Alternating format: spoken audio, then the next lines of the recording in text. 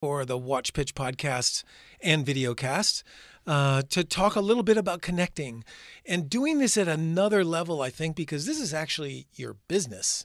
You are known as the connector. Yes. And what I'm so keen on is being able to take a lot of what you're doing, these verbs, these things that we have to do in order to connect, and empower the listeners, empower the people who know that they need to connect, whether it's with their own people in their own business, or whether it's potential investors that they're courting, or even strategic partners that they need to have on board to kind of empower their business.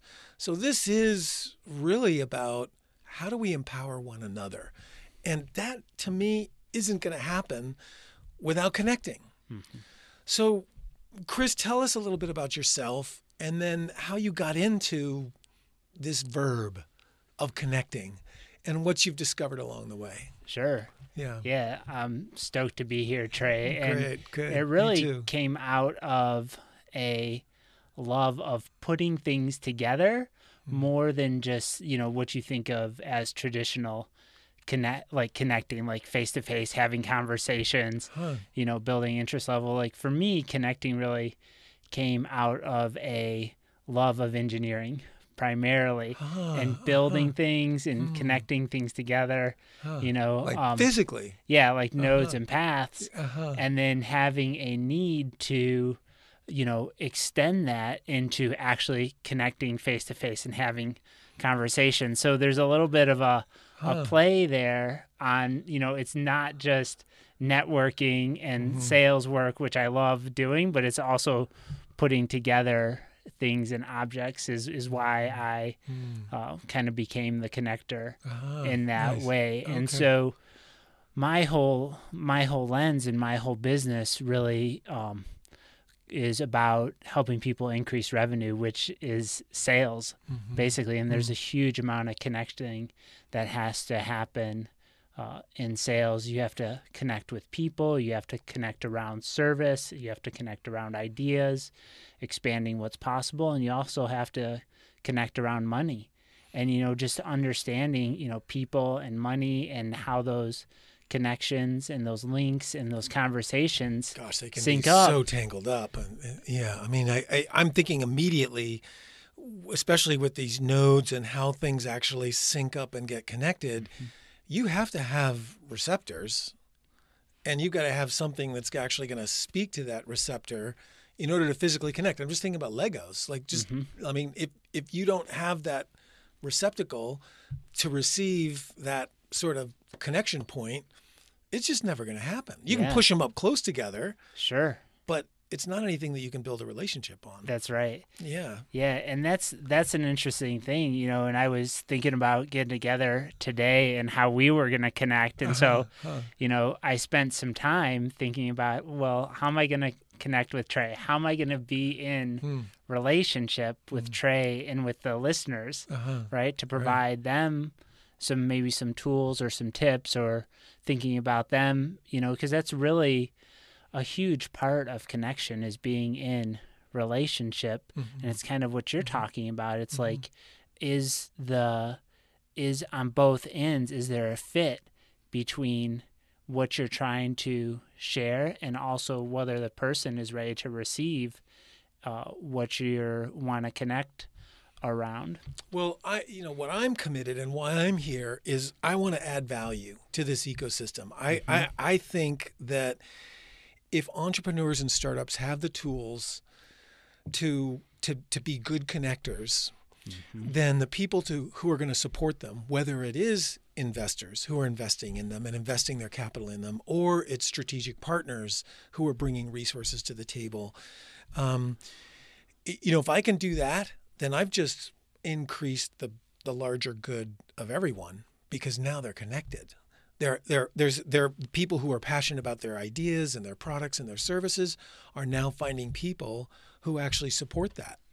And I think at the end of the day, that's what we're all trying to do is actually connect with what we're passionate about, what is meaningful to us, and figure out other people that can connect with us on that level as well. Yeah. Yeah. Absolutely. And it reminds me kind of back in high school and college when we spent time trying to figure out how to date and hook up and like each other. And awkward times. So awkward, right? Yeah. It's probably the worst we were at connecting ever. Right. Right. And I think a lot of that came from is we were trying to connect a lot of times with people who weren't interested in what we were up to. And so, one of my first tips is that interest level trumps everything, right? So you want to be, the easiest way to connect and expand your network is be aware of who's interested in what you're doing, right? From the beginning, because you'll have a lot easier time, if you think you're trying to find a boyfriend or you're trying to find a girlfriend or a mate or a spouse, if your spouse or your potential mate is looking this way and you're looking that way, it's going to be really hard to connect around that. But if you're checking each other out, right? And the same happens in business, right? Around money, around shared interests, around people in your tribe, but that interest level is so important. And so that's a really easy way to make connection easy, because a lot of people don't like networking, don't like reaching out, but if you just try to pay attention to who likes you, it's a lot easier. So that kind of I'm going to say it, but I'm struggling because I feel that so much of really authentic, deep connection is actually in conversation, in exchange. But I'm wondering, if you're following somebody's Instagram account or you dig in, I know oftentimes pre-meeting, if I'm meeting somebody new for the first time, I'll go check out their LinkedIn profile to get a sense of a few of their interests. I just think that's just good interest cultivating as a starting point to where at least you can start a conversation with some shared interest, noting that, they went to college, at one place or another, or they spent some time in some town that you lived in. Finding that commonality, I think, is a good starting point. Ultimately, it won't get you to the finish line if really your goal is to be in business with that person. But yeah, I love this first tip, find some common interest. Yeah. And more than that, connect and network with the people who are interested in you, right? Because you may have someone that you like or you're interested in what they're doing, but it's going to be much more difficult to build. It's going to be a lot more work more often to connect with them if they don't even know who you are, they're not interested in what you're doing. Whereas if you're just aware of the people in your phone, the people checking you out on Facebook or LinkedIn or Insta or any of those networks, or the people who come over and shake your hand, you're going to have a much easier time connecting and building a relationship with them than trying to do something that where the interest level is lower or you're overall. fishing for it. Yeah. Yeah. I mean, a huge amount of my sales work is highly personalized, and it's me just sitting down in the morning going, who should I call? Just look inside. Who can I serve today? Who should I call? Not trying to jam 500 phone calls in one day, right? It's just getting quiet and say, who's interested in what I'm doing? How can I reach out to them? How can I serve them? Yeah. And so are you referencing, when you're in that space, kind of a library of people that you have been exposed to, your contact list, or are you kind of more dowsing for that? Yeah, it's kind of comes from a little bit of inspiration, who are you inspired to reach out to? Who would you love to talk to? And it's like you said, you have to do some work ahead of time, especially in a business you want to be prepared for whatever you're doing.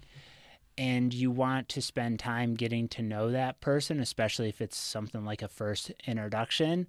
But most of the time I try not to go for some type of cold or close or inauthentic Mm-hmm. outreach. I'd rather do something that is where I'm generally interested in the person, not because I have to be, but because I want to be, and they've expressed some interest in what I'm doing. It's just going to make it a much easier time. Kind of like, you and I met, right, through our work here in Asheville and in the startup scene, and just got to know each other. It's like, you didn't call me cold and be like, hey, come be on my podcast, dude. You're like, hey, I kind of like what you're doing. I'm into connection. You're the connector. Come talk with me for an hour. Right. And bring value, because this was the thing that I'm so keen on, is that I know that I've got this, great tool and this great platform to, empower startups and entrepreneurs to craft a story that's very succinct, take 60 seconds. Yep. If you deliver it in 60 seconds, you have enough time to actually start a conversation after that as a follow-up. And people are busy. And, of course, I'm sold on the medium of video. It's been my business for, decades. So I think it's a powerful way to connect. But at the end of the day, you still got to, at some point, get in a room with somebody and have a conversation. Yeah. And I'm very curious about, as a connector, I would imagine you start off at this level of interest, but now when we start to get to these deeper levels of, well, I'm going to hire you now, or you're going to hire me, we're going to work together, or I'm going to invest in you. Sure. These are deeper levels of connection. And it strikes me that we've got to sort of build up from a certain point that may start with interests, but at the end of the day, hopefully have got, a real win-win for both of you choosing to be in relationship and connected. Yeah, absolutely. Yeah, and whether, whatever your intention is, whether you're looking for a mentor-mentee relationship, whether you're looking to partner on a deal, whether you're looking for a buyer-seller relationship or investor, investee, whatever the nature of the relationship is, you really want, like, who's ever doing the reach out, right? Who's ever initiating the contact really wants to get clear on their intention. And, you talk about, with WatchPitch and videos and helping entrepreneurs get connected to investors, that you have 60 seconds, which is just a very short amount of time to tell your story and explain why someone may want to further a conversation with you. And don't get me wrong, like, I do a ton of cold outreach, right? And we don't get 60 seconds when we're doing cold outreach. We get about 4 to 8 seconds. So what matters, like, whether it's like on LinkedIn Note or I'm calling someone on a phone, my connection point has to be really tight and really dialed in. Probably, I need to be really clear, and this is, something to take with you, is you want to be really clear about your intention for reaching out. Like, even before you do a 60-second pitch or you do call someone on the phone, whether they're warm or cold, or you reach out to them on Facebook, like, just getting clear for yourself, like, why the hell am I doing this? Like, instead of just like dialing or reaching out, and just asking yourself, what am I hoping to get out of this? Like, what is my goal? How am I going to help this person with, with my reaching out? So. I love that, because it's what I'm not hearing is, what am I going to get out of this? Sure. This is like, how can I help? Yeah. To make this good. Exactly. Yeah. Yeah. And just being clear about, like, what you want, right? Like, it is about, thinking about being in relationship and how you can serve that person, thinking about that and saying, like, how can I show up for these listeners on this podcast? How can I show up for Trey today? What would serve this audience at the highest level? But really, what is my intention for coming today? Like, why am I here? Like, why is Chris Filipiak here? What am I doing here? How's this helping me in my life? Because that's important. Absolutely. Right? But also being in a relationship with you and being of service to you where there may be a connection point that develops that's, good or great for all of us. Right. Exactly. Yeah. So cool.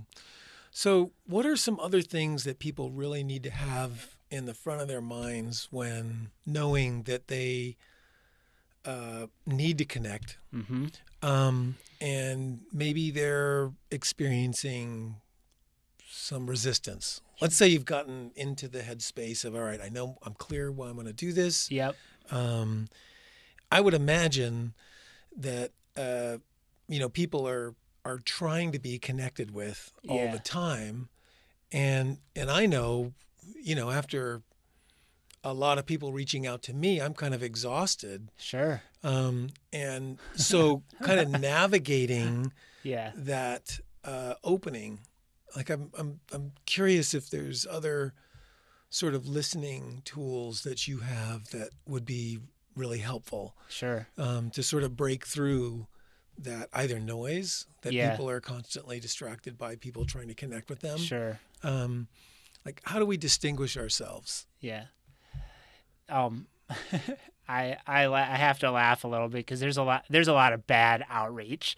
There's a lot of bad connecting that goes on, and as a person in sales who loves doing sales, like I really, my friend Dale Dupree says we got to change the game, because there's just so much bad outreach and there's so many bad sales people. No disrespect to anyone who's doing it, but I mean, it's bad for the buyers and the sellers. So, from your position, is the question more around how do you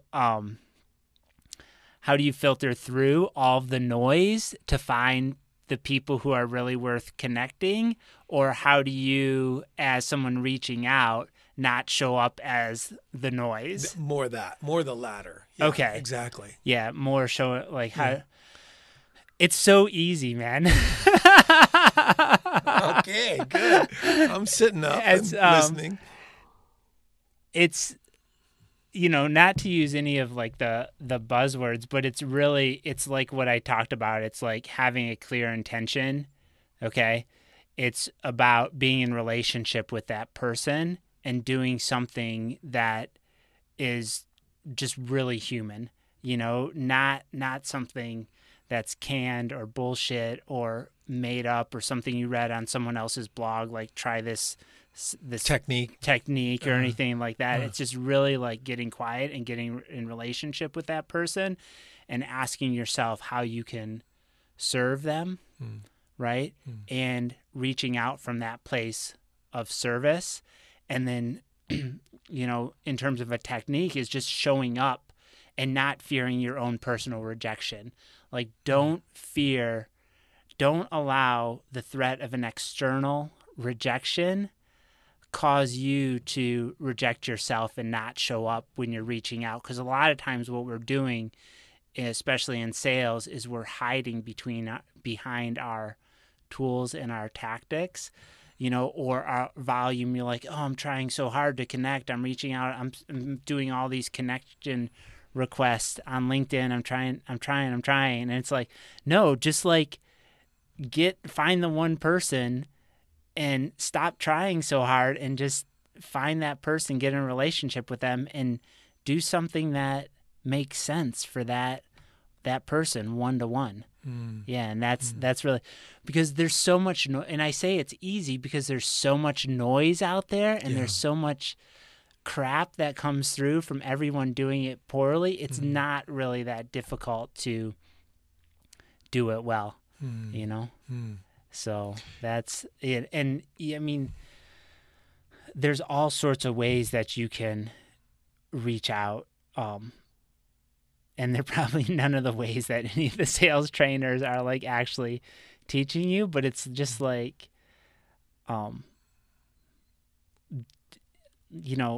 being very personalized and custom, and not doing, thinking about things happen on a timeline, right? Like we go back to interest level in high school or when you got married or met someone you love, like you don't ask for an engagement before you even got together and said hello, right? So it's respecting where the other person is at on a timeline, right? So you don't you don't invite someone to do, out for I don't know, a weekend fishing trip, right? Yeah. Before you call and see if they're even interested in, or if they can swim, or fish, or fish, it's like that's yeah. just slow down a little bit on it. So that's good. Yeah. And then, I know there's this rule, and I put that in quotes, around you need to have a certain number of touch points or contacts before you can get to an ask. Sure. Do you think that that's accurate? I try to stay away from averages or anything like that. I mean, Harvard says it's a minimum of 8 touches. I just got off a call right before here where I was talking to a company that sells CRM software, customer relationship management software, and they're like at minimum 8 touches, and that's on the phone. Call someone 8 times.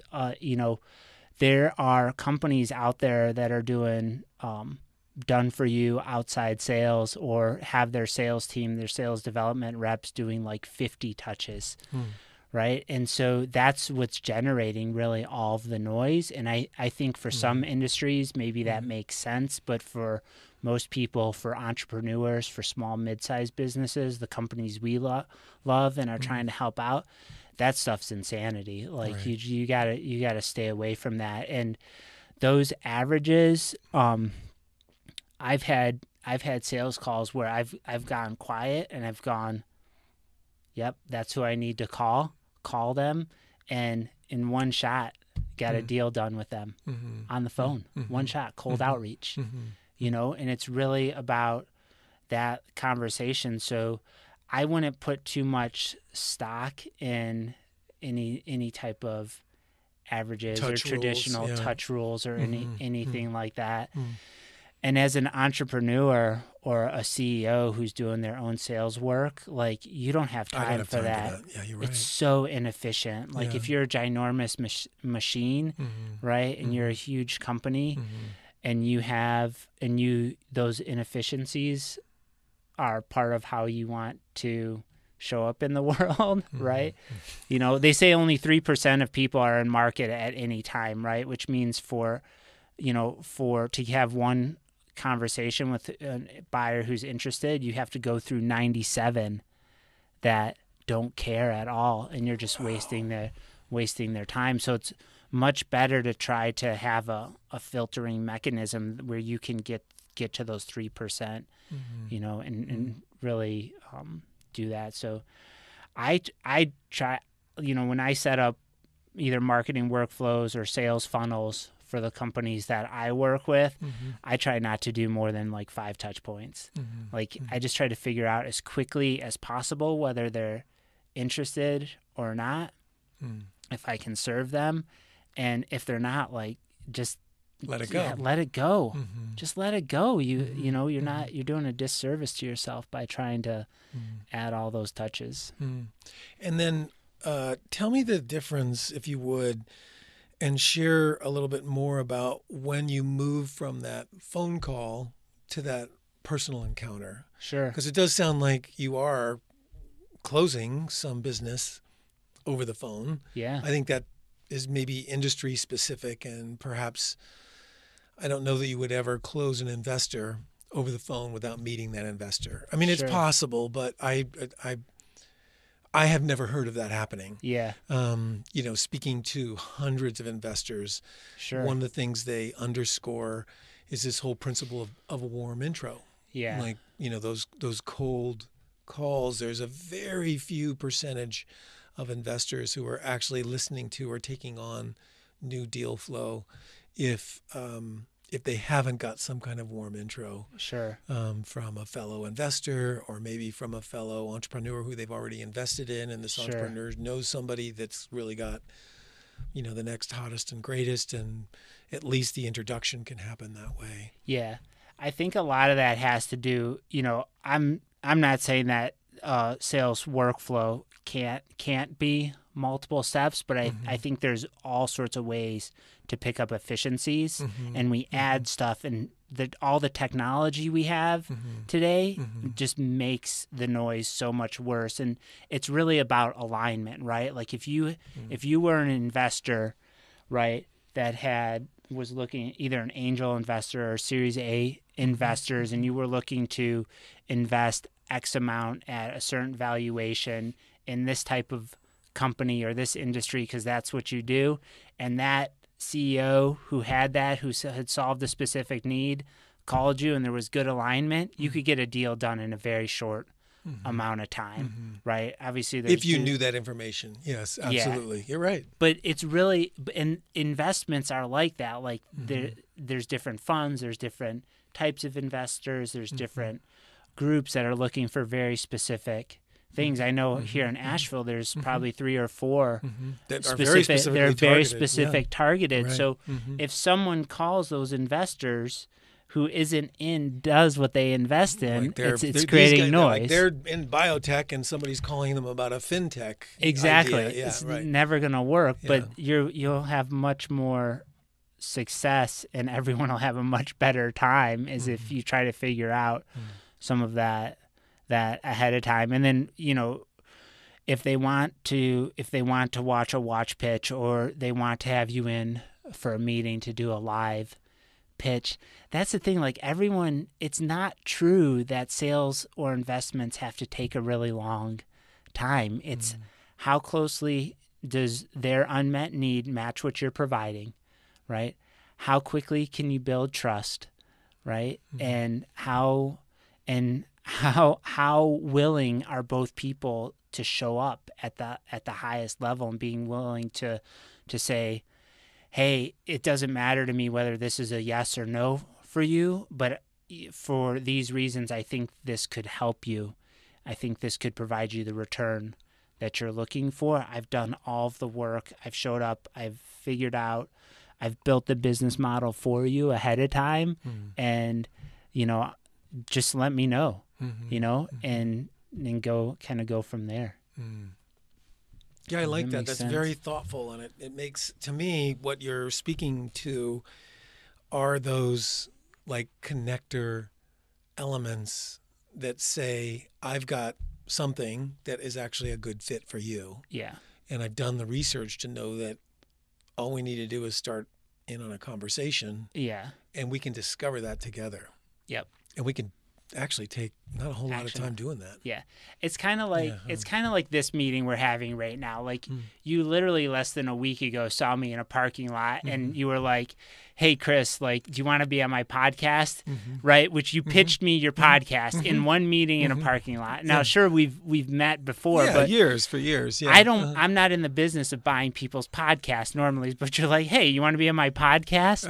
And I'm like, yeah, sure. And I'm like, okay, here's some times that I'm available. You're like, great, that time looks good. You're like, are you confused? I'm like, no, send me the location. I'll be there. And less than a week later, we're sitting down doing a podcast together.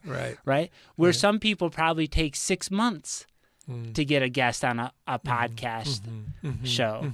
Right? And so. Well, what I love about that particular synchronicity, is also recognizing that for my own interests, there are things that I know that you're doing that can really help me, but also help the people who I know are reaching out to me and saying, hey, how did you do this? Or how do you do that? So, a lot of this is trust and interest level. And interest level. Yeah. Like the interest level's there already because we're kind of in the soup. Yep. But there's also kind of this flow of events that has its own synchronicity as well. And so that if we're deeply listening, I love your kind of like pause and reflect. And if we get clear within ourselves, we're highly likely to align ourselves with a flow that exists anyways. Yeah, absolutely. And if we're paying attention, then that next person, that next connection is really just a phone call away. That's it. Or a meeting in a parking lot away. Yep. And that's big. For sure. Yeah. I was doing some prospecting yesterday morning, and I mean, obviously, like us running into each other was, fortuitous, but we also we created that, and we've had a relationship, and we've done some work together, and so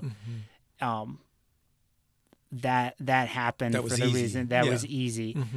But a lot of times in sales or networking or connecting with each other, we choose for so many reasons, which would have to be a whole nother podcast series that we may roll out in the future, but we choose for so many reasons not to see what's like right in front of us, right? And so I'm prospecting yesterday. I'm making, hundreds of calls. And then at some point, I'm like, oh, shit, here I am again. Why am I doing that? When literally there's a stack of 3 or 4 people that I've just been avoiding, not calling, right? For whatever reason, right? And I'm like, they're on your desk. They're literally sitting right on my desk, right? It would be like, oh man, I'd really love to be on some people's podcast, so I'm calling Gary Vee, I'm calling Tony Robbins, I'm calling David Nagel, I'm calling all Tim Ferriss, Tim Ferriss, yeah, right. I'm just I'm calling all these local people, and I'm like, man, how can I get on somebody's podcast? And then literally Trey Scott's business card is sitting right there, and I'm like, I don't know, he probably wouldn't have me on, It's like that. We live. That's what we do all. That's what we do all the time, and it's really fun. It's just I don't know why we do that, but we're closer than we think. We're just way closer than we think, and we just we just say things like, oh man, I gotta do 8 touches, which means I gotta, to get on a podcast, you got to call at least 100 people 8 times. So I got to do 800 phone calls, right? To make one sale, I got to do 800 phone calls. Harvard said it. Yeah. It's got to be true, right? Yeah. And you're like, oh man, when am I ever going to do I hate phone calls. When am I ever going to do 800 phone calls? Ever, yeah. Right? Instead of within 1 week, And instead, literally Trey Scott's business card is sitting right there. And you're like, that's great. So, but yeah, example. And the other thing that I want to share is you just want to be intentional, not with why you're connecting, but also around networking and connecting with people. So there's the intention on why am I reaching out, but some type of consistency and consistent taking action and honoring that action on a daily basis. So I think you should be connecting every single day with someone that scares the shit out of you to connect with, right? Who you just one outreach. You don't have to don't go to a networking event, right? The people at the chamber are probably screaming now. They're like, that guy said don't come to our networking events. Most of the people that you want to meet probably aren't at the networking event, and it's probably more entertainment we were talking about a little bit earlier. And you may run into someone, but most likely when you're thinking about that person to reach out to, every day, just be intentional about reaching out to just one person who you wouldn't, and that'll add up over time if it's authentic, right? And it's real, and it comes from a place of service, and you're showing up in your biggest capacity, and someone has already expressed interest in what you're doing. Just make that one connection. And, over the course of the year, that's over 250 outreaches.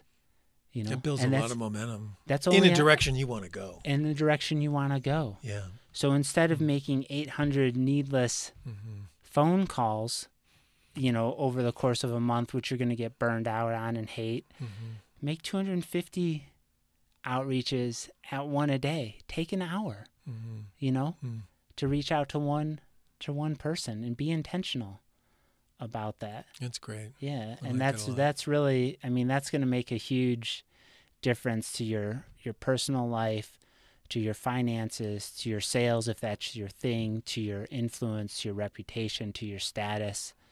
All of those things that are important to us as humans, and go from that place, Love it. Yeah. Love it.